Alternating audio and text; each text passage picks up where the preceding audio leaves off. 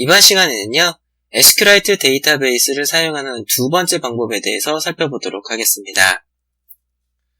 자, 안드로이드에서는요, SQLite를 사용할 때 표준 SQL 쿼리문을 사용하는 대신에요, 클래스를 제공을 하고 있습니다. 클래스를 이용하는 방법과 SQL을 사용하는 방법 중 편한 방법을 사용해 주시면 되시는데요.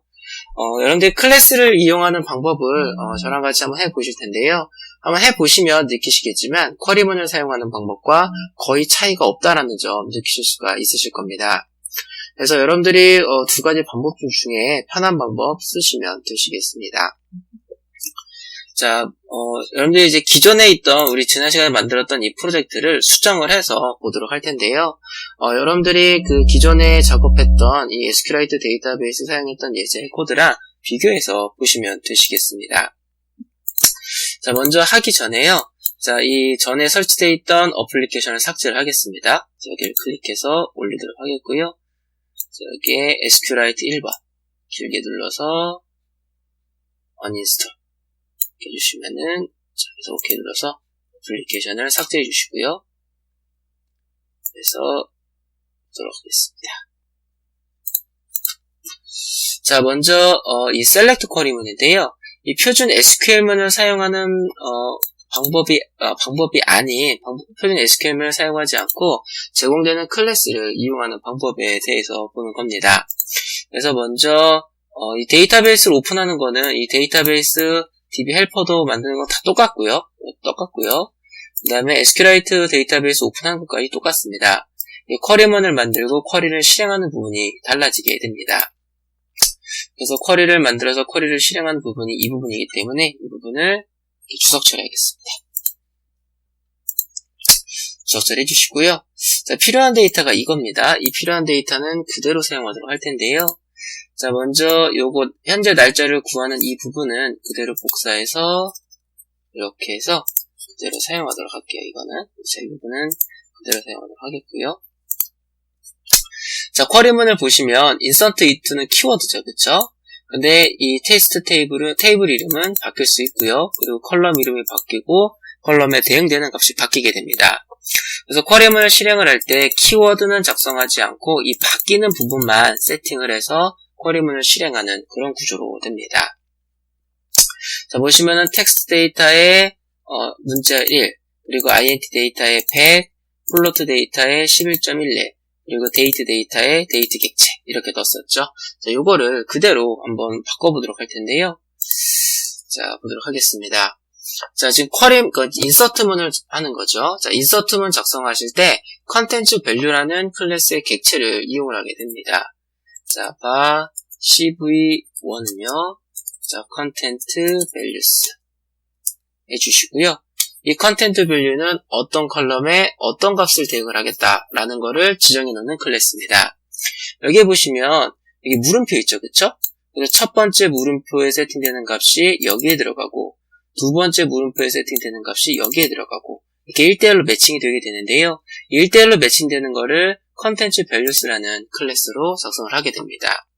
그래서 얘는 인서트이기 때문에요. 자, 이렇게 놓고 put 해주시고요. 텍스트 데이터라는 컬럼 안에 자, 문자열 1이라는 값을 넣겠다 라고 한 거고요. cv1.put 다음에 int 데이터라는 컬럼에 100이라는 거를 집어넣겠다 라고 한 거고요. put 자, 플로트 데이터에 11.11이라는 값을 넣겠다 라고 한 거고요. put date 데이터 라는 컬럼에 데이트 객체를 넣겠다 라고 한 겁니다. 이렇게 하셔서 db.insert 하셔서 첫 번째 매개 변수에는 테이블의 이름을 넣어주시면 됩니다. 그리고 어떤 컬럼에 어떤 값을 저장하겠다는 정보를 가지고 있는 컨텐트 밸류스를 이렇게 넣어주시면 됩니다.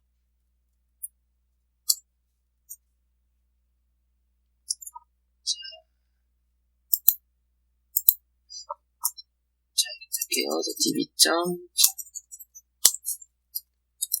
해주시고요. 자, 이게 insert 해주시고요. 그리고 테이블 이름 넣어주시고요.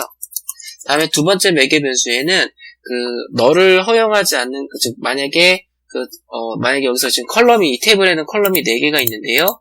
지정하지 않는 컬럼에, 만약 여기서 지정을 하지 않았다라고 한다면, 해당 컬럼에 널 값이 들어가겠죠? 근데 널이 아닌, 어떠한 다른 값을 넣고 싶을 때 두 번째 매개 변수에 넣어주시면 되시는데요. 그냥 널 값 넣겠습니다. 즉, 지정되지 않는 컬럼에 그냥 널 값을 넣겠다 해주는 거고요. 여기다가 컨텐트 밸류스 넣어주시면 되시겠습니다. 그래서 하나 인서트가 되고요. 자, CV2 하나 더 만들게요. 컨텐트 밸류스 해주시고 CV2.put 자, 텍스트 데이터 컬럼에 문자열 2를 넣도록 하겠고요. 그 다음에 put int 데이터 컬럼에 200을 넣고요. 그 다음에 플로트 데이터 컬럼에 22.2 그리고 데이터에 데이트 객체 넣어주시고요.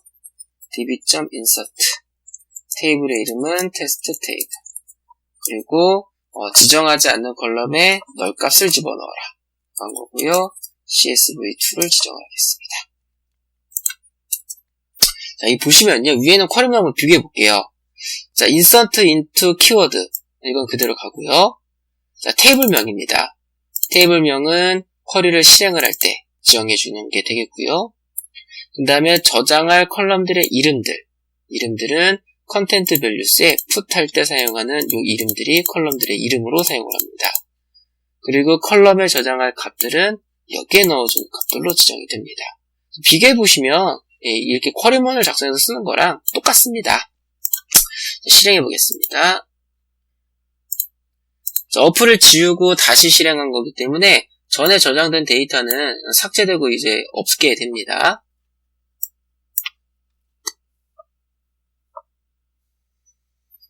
자, 현재 실행 중에 있고요. 자, 인서트 한번 눌러주시고 셀렉트 눌러주시면 데이터 저장되어 있는 걸 확인해 볼 수가 있으십니다. 다음에는 셀렉트 부분을 바꿔보도록 하겠습니다. 자, 셀렉트문 보시면은 쿼리문 작성하고 쿼리를 실행을 했죠. 이 쿼리를 작성하고 쿼리를 실행하는 이 부분이 달라지게 됩니다. 그래서 이 두 부분을 주석 처리하도록 하겠고요. 자, 보통 셀렉트문을 사용하실 때는 일반적인 데이터베이스에서 테이블명이 들어가고요. 그 다음에 컬럼 이름들 목록, 그 다음에 조건절 이런 것들이 들어가게 됩니다.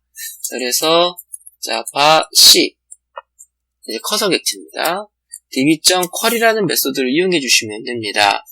db.query라는 메소드를 이용해 주시면 되시는데요. 자, 문제인데요. 첫 번째 매개 변수에는 테이블의 이름을 넣어주시면 됩니다. 자, 테스트 테이블 넣으시면 되시겠고요. 그래서 여기다 주소로 작성하겠습니다. 첫 번째는 테이블의 이름이 됩니다. 자, 두 번째는요. 여러분들이 그 테이블로부터 가지고 오고자 하는 컬럼들의 이름을 넣어주시면 되시는데 여러분들이 3개의 컬럼의 데이터를 가져오겠다고 하신다면 컬럼의 이름을 갖고 있는 문자열 배열을 만들어서 그 배열을 두 번째 매개 변수에 넣어주시면 되시겠습니다. 만약에 널 값을 넣어주시면 모든 컬럼의 데이터를 전부 다 가져오겠다라는 거라고 보시면 되시겠습니다. 두 번째는 가져올 컬럼 이름의 문자열 배열이 들어가고요. 다음에는 만약에 셀렉트해서 가지고 올 때 어떠한 조건절이 있다고 한다면은 세 번째 매개 변수에 조건절을 넣어주시면 됩니다. 만약에 A라는 컬럼의 값이 10인 애들을 가져오겠다라고 한다면 여기는 A는 물음표 이렇게 넣어주시면 됩니다. 만약에 B라는 컬럼도 같이 가겠다고 한다면 B는 물음표 이런 식으로 해가지고 값이 들어가는 부분은 이렇게 물음표로 세팅해 주시면 됩니다. 만약에 where 조건절이 없다고 한다면 그냥 널값 넣어주시면 되시겠습니다. 자, 세 번째는 자, 조건절 이렇게 되겠고요. 값이 들어가는 부분은 물음표로 작성해 주시면 되시겠습니다.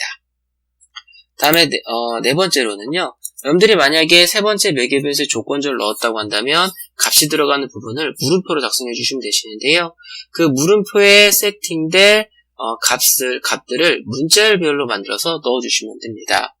네, 전부 다 가져오기 위해서 우리가 널 값을 넣었죠. 그래서 네 번째도 널 값 넣어주시면 됩니다. 네 번째는 조건절의 물음표에 세팅될 값의 문자열 배열입니다. 문제식이고요. 자, 다음에는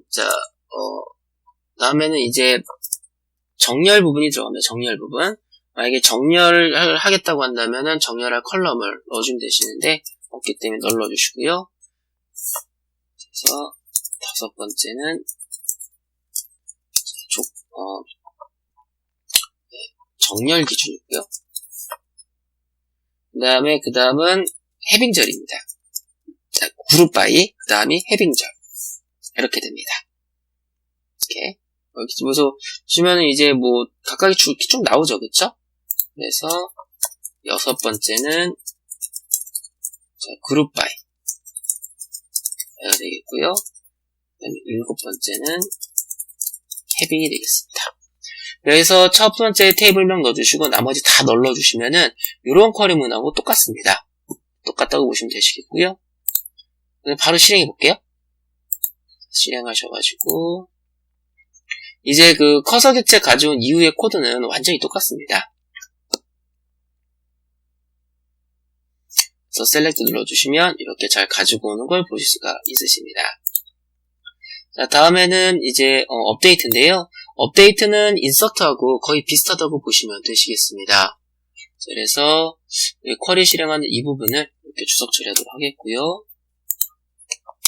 자, 먼저 컬럼에 대응할 컬럼 여기 보시면은 텍스트 데이터라는 컬럼에 1을 세팅하겠다라고 한 거죠, 그렇죠?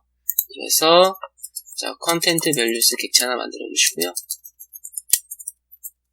자, 컨텐트 밸류스 해주시고요. 그 다음에 cv.put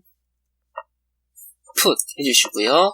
텍스트 데이터 컬럼에 문자열 3을 세팅을 하는 겁니다. 그래서 텍스트 데이터 컬럼에 문자열 3을 넣겠다. 이렇게 하시면은 텍스트 데이터 컬럼에 문자열 3으로 세팅하게 되는데요. 이대로 쿼리를 실행하게 되면 조건절이 없기 때문에 전부 다 갱식이 되겠죠. 근데 여기에 보시면 조건절이 있습니다. idx가 물음표라고 되어 있네요. 그래서 자바 where는요, idx는 물음표 넣어주시고요. 이 물음표에 들어갈 값이 1입니다. 1. 그래서 args는요, 자, 문자열 배열로 만들어 주셔야 되십니다. 자, 이렇게 해서 만들어 주시면 되시겠습니다. db.update 테이블명 적어주시고요. 테스트 테이블, 그리고 컨텐트 밸류스, 조건절 물음표에 세팅될 값 이렇게 넣어주시면은 이 업데이트 구문을 이렇게 바꿔서 사용한 거라고 보시면 되시겠습니다. 자, 실행해 보도록 할 텐데요.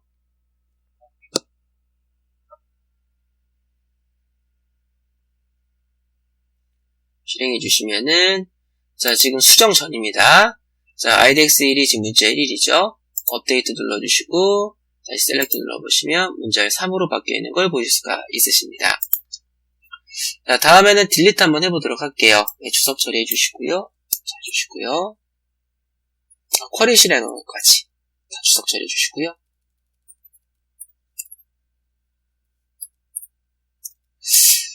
자, 딜리트문 보시면은 테이블명 나오고 조건절이 나오죠. 그쵸? 그래서 조건절부터 만들겠습니다. where는 idx가 물음표. 자, 해주시고요. 다음에 마찬가지로 물음표에 그 세팅될 값도 문자열 배열로 만들어 주시면 됩니다. 자, 이래 주시고요. 쿼리 실행하겠습니다. 딜리트 해주시고 테이블명 적어주시고요. 조건절, 그 다음에 물음표에 세팅될 값 이렇게 해주시면 되시겠습니다. idx가 1이 내가 삭제가 되는 게 되겠죠. 자, 실행해 주시면은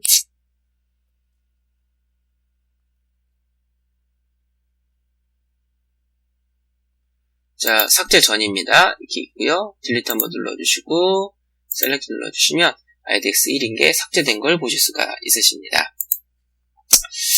자, 학습 정리 보도록 하겠습니다. 안드로이드는 SQLite 데이터베이스라는 시스템을 이용을 합니다. 우리가 전 시간에 살펴봤던 예제에서는 직접 표준 쿼리먼을 이용을 했었고요. 이번 시간에 살펴본 내용은 이제 안드로이드 쪽에서 제공하고 있는 클래스를 이용을 해서 SQLite 데이터베이스를 사용하는 것에 대해서 살펴봤습니다. 자, SQLite 데이터베이스 사용 방법은 여기까지 살펴보도록 하겠습니다.